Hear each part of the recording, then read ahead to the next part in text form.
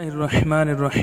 السلام علیکم دوستو، اب یزید نے اہل بیت رسول کے بقیہ افراد کو مدینہ منورہ بھجوانے سے پہلے حضرت زین العابدین کو بلایا اور کہا خدا ابن زیاد پر لعنت کرے، واللہ اگر میں ہوتا تو جو حسین کہتے میں مان لیتا، خواہ اس میں میرا نقصان ہی ہوتا، لیکن خدا کو یہی منظور تھا جو تم نے دیکھا۔ بہرحال تمہیں کسی قسم کی ضرورت پیش آئے تو مجھے لکھ دینا۔ پھر یزید نے حضرت نعمان بن بشیر کو بلا کر کہا کہ ان کو ضروری سامان سفر اور شریف قسم کے حفاظتی دستے کے ساتھ بحفاظت تمام مدینہ پہنچا دو۔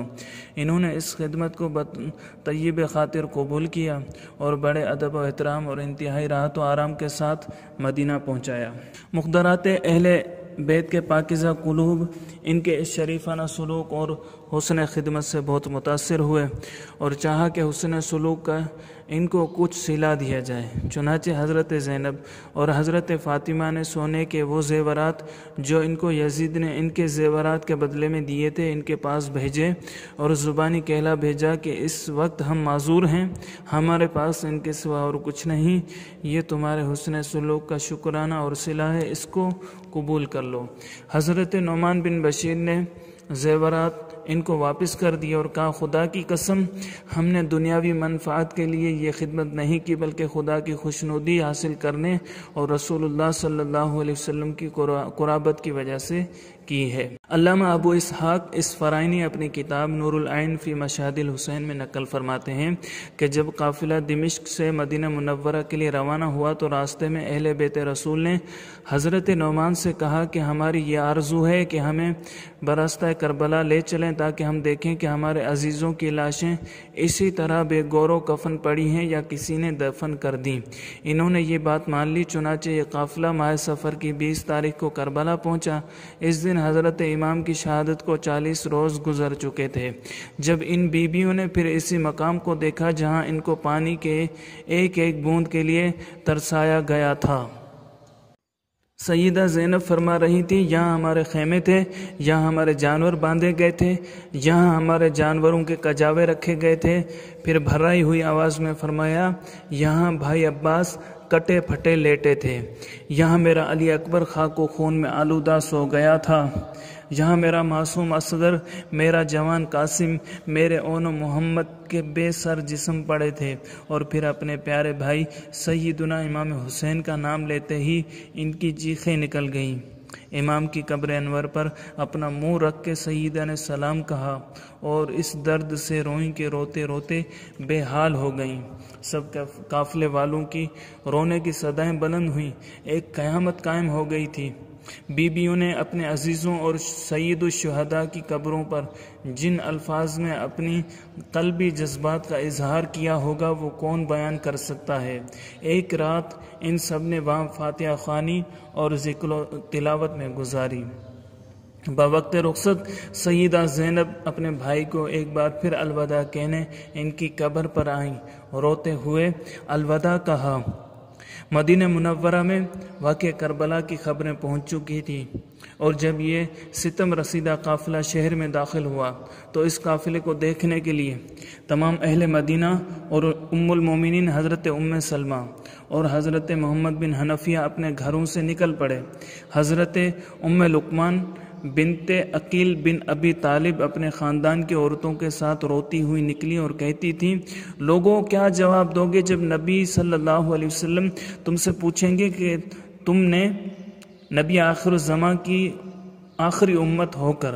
میری اطرت اور میرے اہل بیت کے ساتھ میرے بعد کیا سلوک کیا؟ ان میں سے کچھ قیدی بنائے گئے اور کچھ خاک و خون میں تڑپائے گئے۔ کیا میرے وعظ و نصیحت کی یہ جزا تھی کہ میرے قرابت کے ساتھ برائی کرو؟ ام المومنین حضرت ام سلمہ نے فرمایا جن لوگوں نے اولاد رسول کے ساتھ ایسا سلوک کیا ہے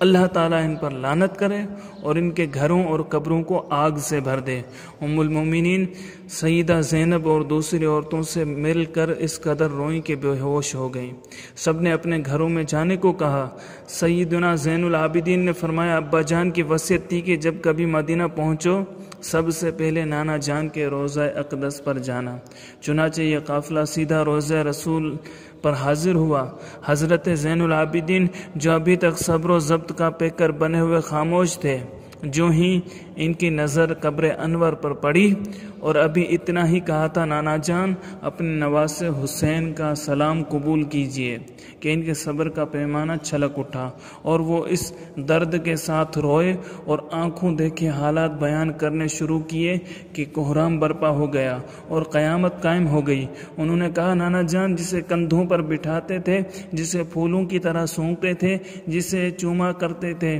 ظالم یزیدیوں نے اسے تلواروں، نیزوں اور تیروں سے چھلنی کیا، اس کا سر جسم سے جدا کیا۔ نانا، آپ کی امت نے آپ کی اولاد کو انتہائی بے کسی کی حالت میں بھوکا پیاسا شہید کیا، ہمارے خیموں کو جلایا، ہمارا مال و اسباب سب لوٹ لیا، آپ کی بیٹیوں کو بے پردہ کیا، ان کی چادریں تک اتار لی اور پھر قیدی بنا کے اونٹوں کی ننگی پیٹھ پر بٹھایا اور شہروں بازاروں میں در بدر پھرا کے ان کی تذلیل و توہین کی، مجھے بھی قتل کرنے کی کوشش کی تاکہ آپ کی نسل منقطع ہو جائے، میرے ہاتھوں پیروں اور گردن میں توک ڈالے، شہداء کے سروں کو نیزوں کے اوپر چڑھا کر گلی کوچوں میں پھرایا، ہمیں ابن مرجانہ اور یزید کے سامنے بھرے دربار میں کھڑا کیا، آپ کی آل و اولاد کی سخت ہتک اور تذلیل کی، اب ہم بے یار و مددگار شکستہ و غمزدہ حالت میں سب کچھ لٹا کے آئے ہیں۔ وہاں سے یہ لوگ خاتون جنت دختر رسول مادر امام سیدہ فاطمہ زہرا سلام اللہ علیہا کی قبر اطہر پر بقی شریف میں گئے اور وہاں بھی حال غم بیان کیا۔ پھر یہ لوگ اپنے گھروں میں آئے تو زنان بنی ہاشم نے وہ گریہ و نوحہ کیا کہ عبد الملک بن ابی الحارث سلمی کہتا ہے، خدا کی قسم میں نے ہرگز ایسا رونا چلانا نہیں سنا جیسا اس دن بنی ہاشم کی عورتیں اپنے گھروں میں حسین پر روئیں۔ سیدہ زینب کے شوہر حضرت عبداللہ بن جعفر کو جب ان کے دونوں فرزندوں کی شہادت کی خبر ملی تو ان کے بعض غلام اور احباب تعزیت کے لیے آئے۔ ان کے ایک غلام ابو السلسال نے کہا، یہ مصیبت ہم پر حسین نے ڈالی۔ حضرت عبداللہ نے ایک جوتا کھینچ کر اس کو مارا اور کہا، بذات تو حسین کی نسبت ایسا کلمہ کہتا ہے، خدا کی قسم اگر میں بھی وہاں ہوتا تو میں بھی اپنی جان ان پر فدا کرتا۔ اپنے دونوں فرزندوں کی مصیبت کو میں مصیبت نہیں سمجھتا، انہوں نے میرے بھائی میرے ابن ام کی رفاقت میں صبر و رضا کے ساتھ اپنی جانیں قربان کی، خدا کا شکر ہے کہ اس نے شہادت حسین اور غم حسین میں ہمیں شریک کیا، اگر ان کی نصرت و حمایت میرے ہاتھ سے نہ ہوئی تو میرے بچوں سے تو ہوئی۔ حضرت امام جعفر صادق فرماتے ہیں کہ حضرت زین العابدین کی واقعہ کربلا کے بعد یہی کیفیت و حالت رہی کہ آپ دن کو روزہ رکھتے اور ساری رات عبادت کرتے، جب افطار کے وقت کھانا پانی سامنے آتا تو فرماتے کہ میرے باپ اور بھائی بھوکے پیاسے شہید ہوئے، افسوس یہ کھانا پانی ان کو نہ ملا، اور رونے لگتے، یہاں تک کہ بمشکل چند لقمے کھاتے اور چند گھونٹ پانی پیتے، ان میں بھی آپ کے آنسو مل جاتے، آنکھوں سے کربلا کا تصور اور دل سے باپ بھائیوں کی یاد کبھی محو نہ ہوئی، عمر بھر آنکھیں اشک بار رہیں۔ حضرت سیدنا امام حسین رضی اللہ تعالیٰ عنہ کے اعزاء و اقربا اور اعوان و انصار جو آپ کے ساتھ کربلا میں کشتہ تیغ ظلم و جفا ہوئے، ان کی تعداد میں اختلاف ہے، بعض نے 70، 72، 79 اور 82 اور بعض نے اس سے بھی زیادہ بتلائے ہیں۔ ان میں اہل بیت اطہار کی تعداد اور اسماء گرامی یہ ہیں: تاجدار کربلا حضرت امام حسین، ابو الفضل حضرت عباس علمدار، حضرت ابو بکر، ان کو عبداللہ بھی کہتے تھے، حضرت عمر، حضرت عثمان، حضرت جعفر بن ابی طالب، حضرت امام کے اخیافی بھائی،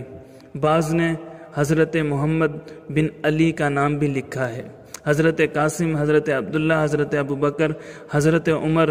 بن حسن بن علی بن ابی طالب، حضرت امام کے بھتیجے، اور بعض نے حضرت عثمان بن حسن کو بھی لکھا ہے، حضرت محمد، حضرت عون بن عبداللہ بن جعفر طیار، حضرت امام کے بھانجے، حضرت عبداللہ، حضرت عبد الرحمن، حضرت جعفر بن عقیل بن ابی طالب، حضرت مسلم جو پہلے کوفہ میں اپنے دونوں فرزندوں محمد و ابراہیم کے ساتھ شہید ہوئے، حضرت امام کے چچا زاد بھائی اور ان کے فرزند۔ بعض نے حضرت مسلم اور اون کو بھی لکھا ہے۔ حضرت عبداللہ بن مسلم بن عقیل، حضرت علی اکبر، حضرت علی اصغر بن حسین بن ابی طالب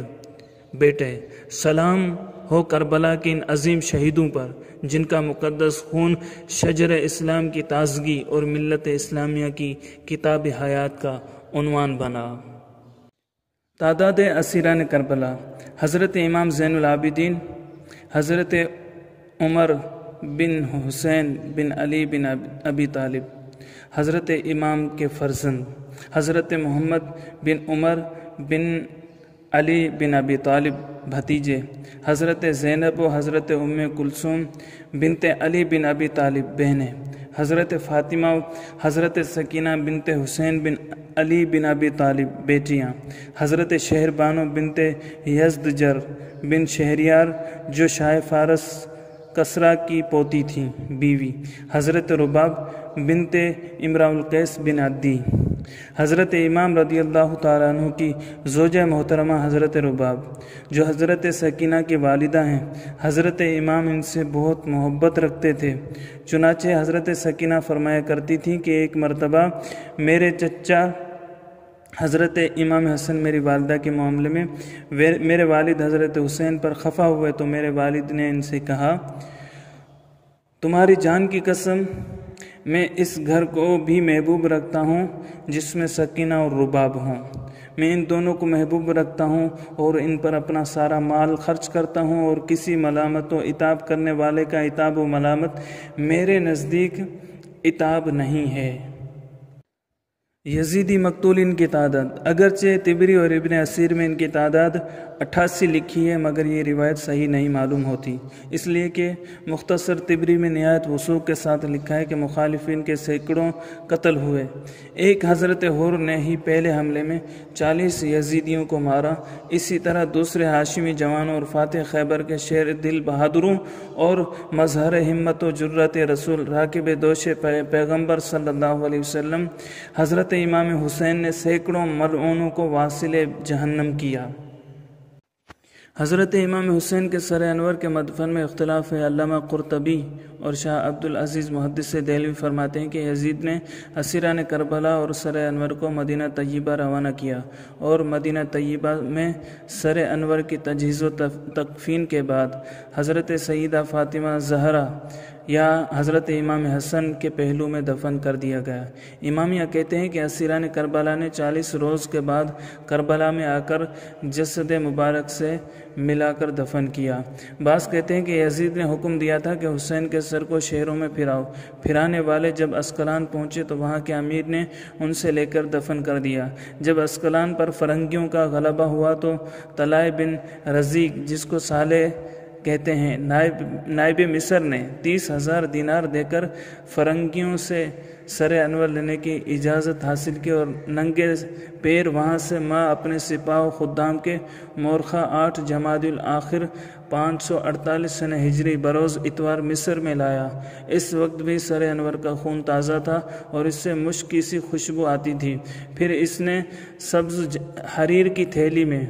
آبنوس کی کرسی پر رکھ کر اس کے ہم وزن مشک و عنبر اور خوشبو اس کے نیچے اور ارد گرد رکھوا کر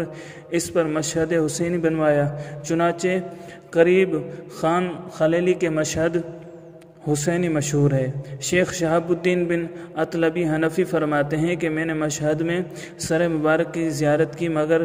اس میں متردد ہوا اور متوقف تھا کہ مبارک اس مقام پر ہے یا نہیں۔ اچانک مجھ کو نیند آ گئی، میں نے خواب میں دیکھا کہ ایک شخص بصورت نقیب سر مبارک کے پاس سے نکلا اور حضور پرنور حضرت محمد رسول اللہ صلی اللہ علیہ وسلم کے پاس